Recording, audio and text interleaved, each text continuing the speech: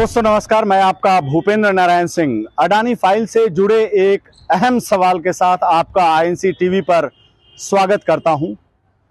मेरा सवाल है, क्या माननीय मोदी जी के रहस्यमय पीएम केयर फंड के तार अडानी जी की कंपनियों से जुड़े हुए हैं?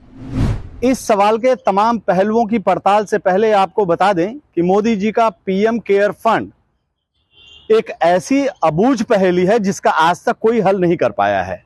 आपदा या विशेष राष्ट्रीय परिस्थितियों में पीएम केयर्स फंड में पैसे लेने की देश में परंपरा रही है। उस पैसे से राष्ट्रीय चुनौतियों का सामना करना भी सामान्य बात है, लेकिन ये सब कुछ पारदर्शी तरीके से होता आता है।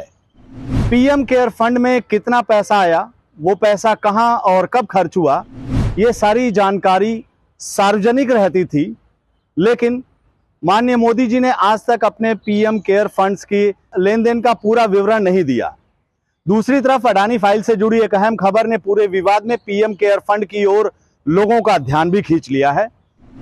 इस बार खुलासा हुआ है फोर्ब्स मैगजीन की तरफ से, और खुलासे के केंद्र में हैं माननीय विनोद अडानी जी। विनोद अडानी जी का सबसे बड़ा परिचय यह है कि वो गौतम अडानी जी के भाई हैं और केवल साल 2021 में इन्होंने हर रोज 102 करोड़ रुपए की कमाई की है। संख्या एक बार और सुन लीजिए, हर रोज 102 करोड़ की कमाई। कोई खास काबिलियत नहीं, कोई बड़ा आविष्कार नहीं, कोई नया प्रोडक्ट नहीं, लेकिन हर रोज 102 करोड़ रुपए की कमाई। उनकी कुल नेटवर्थ में 850% का इजाफा। अल्लाह मेहरबान तो डैश एंड डैश पहलवान वाली बात शायद किसी ऐसी ही स्थिति के बाद सामने आई होगी। इन्हीं विनोद अडानी जी के बारे में अभी फोर्ब्स ने रिपोर्ट की है कि विनोद अडानी द्वारा अप्रत्यक्ष रूप से नियंत्रित सिंगापुर की company pinnacle trade and investment ने रूस के सरकारी बैंक के साथ एक लोन एग्रीमेंट किया था। डील के तहत पिनेकल ने $263 मिलियन उधार लिए और एक बेनामी पार्टी को $258 मिलियन उधार दिए। इसके लिए Afro Asia trade and investment और world wise emerging market holding limited को कर्ज के लिए गारंटर के रूप में पेश किया। ये दोनों अडानी ग्रुप के बड़े शेयरधारक हैं, जिनके अडानी ग्रुप में $4 बिलियन का स्टॉक है। नियम के मुताबिक इस डील की पूरी जानकारी सेबी को देनी चाहिए, लेकिन फोर्ब्स की रिपोर्ट के मुताबिक सेबी को इस डील की जानकारी नहीं है। अडानी ग्रुप पर हिंडनबर्ग ने इसी तरह के फर्जीवाड़े का आरोप लगाया है। दिलचस्प तथ्य यह है कि हिंडनबर्ग की रिपोर्ट में गौतम अडानी का नाम केवल 54 बार लिया गया है, जबकि उनके भाई विनोद अडानी का नाम 151 बार लिया गया है।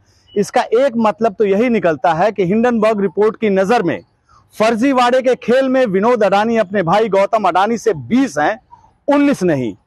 यहां आपको बता दूं कि विनोद अडानी के बारे में खुलासा हुआ है कि इनकी विदेशों में कई फर्जी कंपनियां हैं और कमोबेश इनकी सारी कंपनी अपनी कुल संपत्ति सिर्फ अडानी ग्रुप में निवेश करती है। इन कंपनियों का नाम, पता, इनका काम, इनमें काम करने वाले, इनका नंबर, इनकी सूचनाएं, सब कुछ संदिग्ध है। देश इस पूरे मामले का सच जानना चाहता है, लेकिन बीजेपी विदेशी साजिश की आड़ में सच का सामना करने से बच रही है। बीजेपी की इसी लुका छिपी के खेल के बीच सवाल खड़ा हुआ है पीएम केयर्स फंड का। अडानी फाइल से जुड़े इस नए खुलासे के बाद सोशल मीडिया पर सवाल तैरने लगा है कि क्या अडानी जी के गोरख धंधे के तार माननीय मोदी जी के पीएम केयर फंड से जुड़े हैं? पीएम केयर फंड में पैसे का लेन देन भी तो उसी तरह रहस्य के बादलों में ढका हुआ है जिस तरह अडानी फाइल्स का अवैध कारोबार।